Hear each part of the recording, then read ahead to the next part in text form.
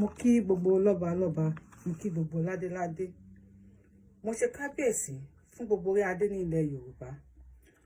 Mo kí bàbá wa Ògúnwùsì, Ọọ̀ni of Ifẹ̀, ọba Adéyẹyè, kábíyèsí o.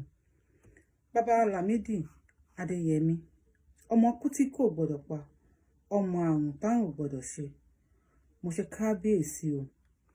Mo tara bàbá wa Ọọ̀ni of Ifẹ̀.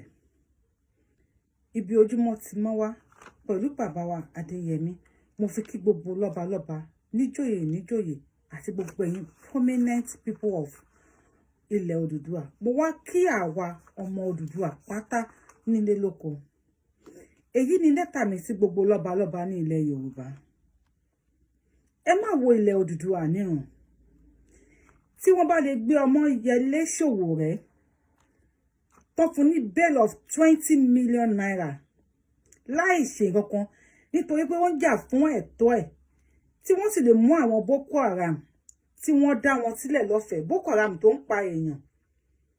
Wọ́n ní ajá mọmọ tiẹ̀ fún lọ́mú, ó mọ tèkọ̀ Ìyábùsàn tó ṣe bí òwe o, ẹ̀yin àgbàlagbà. Àwọn Fúlàní wọ̀nyí wọ́n mọ tí wọ́n tọ́jú, ṣùgbọ́n wọ́n mọ àwa ọmọ ilẹ̀ Odùduwà ní lára lórí ilẹ̀ wa.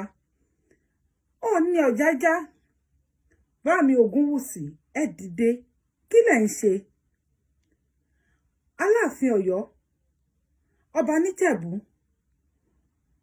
gbogbo ọba ilẹ̀ Yorùbá pátá, ọba Ẹdẹ, Ògbómọ̀ṣọ́, Ògbómojúgun, Olúbàdàn, mo pe gbogbo yín, ẹ dìde, ẹ jà fún ilẹ̀ Yorùbá.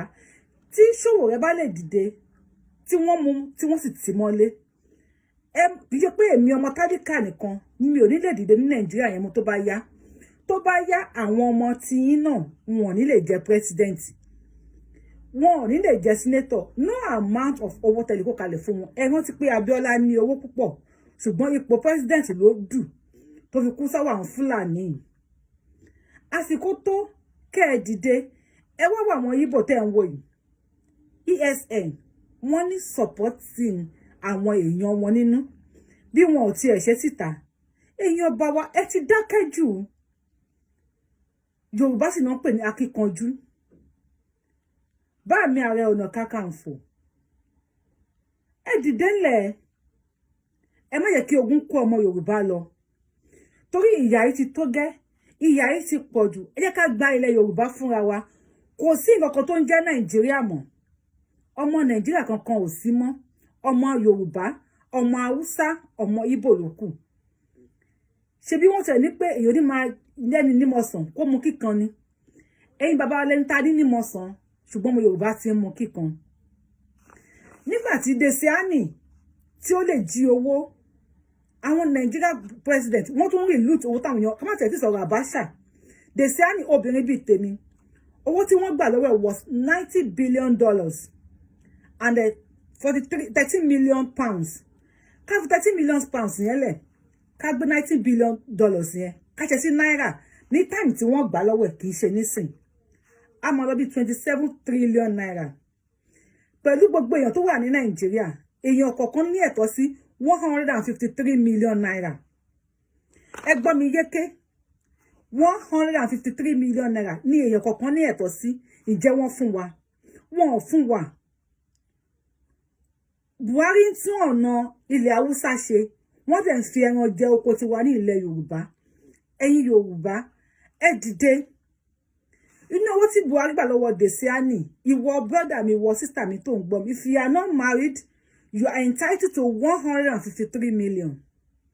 Ìwọ tó ti marry, ọkọ mo gba 153 million, ìyá mo gba 153 million, ọmọ méjìlá ní mẹ́ta lẹ́ni, ìyá kọ́kọ́ mo gba 153 million. Eléyìí tí ìjọba Buhari tó deny wa láti fún wa. Èmi sọ fún yín pé àti APC àti PDP ó lè ní wọ́n. Desiani minister, oil minister ní àsìkò PDP ló kó owó yẹn. APC débẹ̀, Buhari is a president ní àsìkò APC. Òun ló gba owó yẹn lọ́wọ́ ẹ̀, tó náà tún wá rí loot rẹ̀ pẹ̀lú àwọn cabals, pẹ̀lú àwọn Haúsá ẹgbẹ́. Ẹ̀yin ọba Yorùbá, Sowore tí wọ́n mú, tí wọ́n fìyà jẹ, tí wọ́n tún ní kó lọ sọ 20 million naira. It's a slap on your face, and it's a slap on the entire Yorùbá face. Ẹ dìde, ẹ bá wa wá nǹkan ṣe sí ọ̀rọ̀ yìí. Ọmọ Yorùbá ni mí o, ọmọ Yorùbá ni mí tọkàntọkàn. I love my culture àti ìwà àti ẹwà àti ìṣe. Àwa Yorùbá lọ́lọ́run fi fún. Àwa àtàwọn Fúlàní a ò fi bí kankan jọra wa. Ẹ jọ̀ọ́, ẹ dìde, ẹ gbọ́ ohùn wa, ẹ gbọ́ ohùn wa, ẹ gbẹ́ ẹ̀bẹ̀ wa, kẹ́ ẹ dìde sí wa. Mo ṣe kábíyèsí fún Adé lẹ́ẹ̀kan sí o. Ẹ ṣe àtúnṣe wa kù o.